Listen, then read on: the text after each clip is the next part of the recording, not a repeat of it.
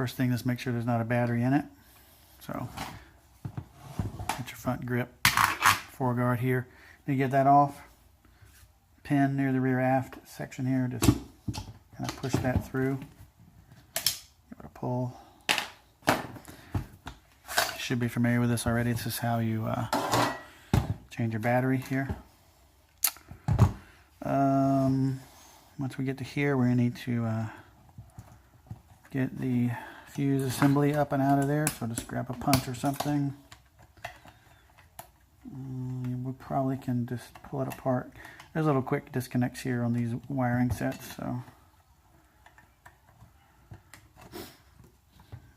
there we go. It's got to come off because this has to go back through here to get the gearbox out.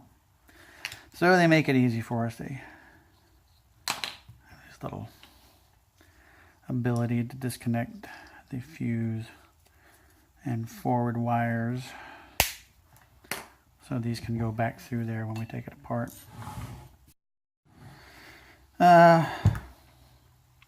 So this whole top assembly slides off. The wires will come back as you do that. To do that, you got to punch out this rear pin. Just push down on it with a punch. Comes right out. Open. We'll see, it's already moving on me. So the front pin is next. Push it out. Start to fail that on me. So I'm gonna just sort of put these together like that, because as I pull the upper off now, which it'll come right off, those wires are gonna slide back through a hole. It's kind of a small hole, so don't want to damage the insulation. There we go. Comes up out of there. Hop up unit. Hop up is off. Bucking looks fine. Unit looks fine. That's a subject for a different video probably. This gearbox has got to come up out of here. So this mag catch assembly's got to come out. You're going to have to disconnect all the selector switches. Got to take the rear stock off too. To take the rear stock off, there's another pin involved. The lower pin on the aft lower doesn't want to come out. So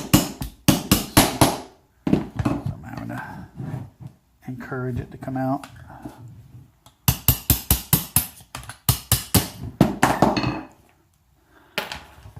And if you open up the stock, you notice there's a Allen head screw right there.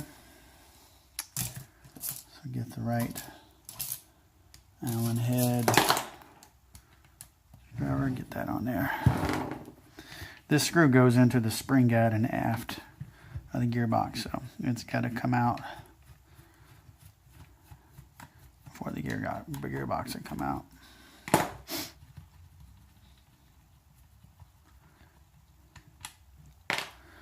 And that'll help free the rear stock assembly. Just pops up out of there. Get that out of our way. Motor's got to come out. Number 2 Phillips head screwdriver. Motor plate screws, just screw them.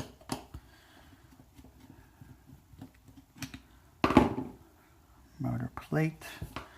If all the screws are completely free, we'll just come right up out of there. Here's your motor. Notice the red wire. It's going to come through the front of the grip, come around to the back, then up the back, and around. That's why the red wire is longer than black wires on most V2 gearboxes. So gently going to pry these contacts off with my punch, or you can use a screwdriver. There we go. Pull the wires out of the way.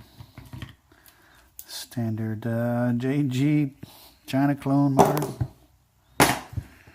Of course, down in here we got what we call the grip screws.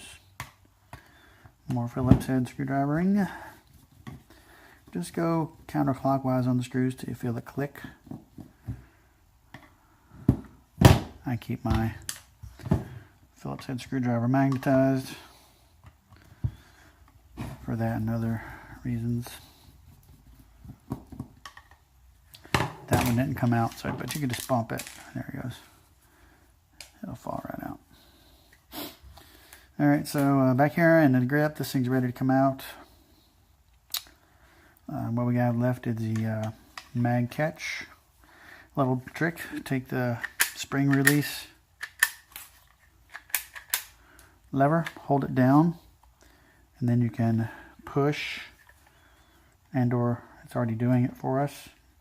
The button for the mag release pops up. So give it some counterclockwise turns. And there's a spring there as well. Then you're going to release that, push on that end, make it falls right out. And lastly, the selector switches. They're ambidextrous, move one, the other one moves. Pretty cool function, however, a pain in the butt when taken apart and put it back together. So,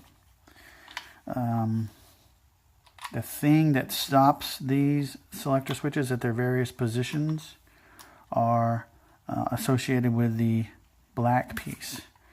So I would love to be able to just rotate these all the way aft and out of the way so that the gears down in there are free of the little wheel, but you must take the switches off.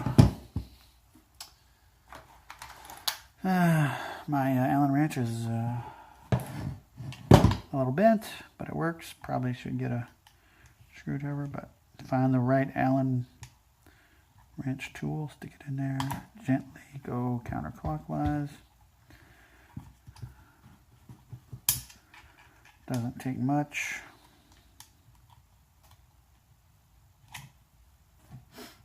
In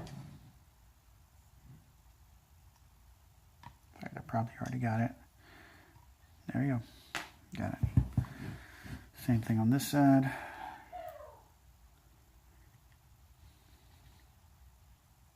Oops, that's on. Off, it's counterclockwise.